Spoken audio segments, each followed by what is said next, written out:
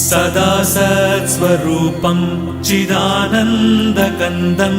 जगत्सम्भवस्थानसंहारहेतुं स्वभक्तेच्छया मानुषं दर्शयन्तम् नमामीश्वरं सद्गुरुं साईनाथं नमामीश्वरं सद्गुरुं साईनाथम् भवद्ध्वान्तविध्वंसमार्ताण्डमीड्यं मनोवागतीतं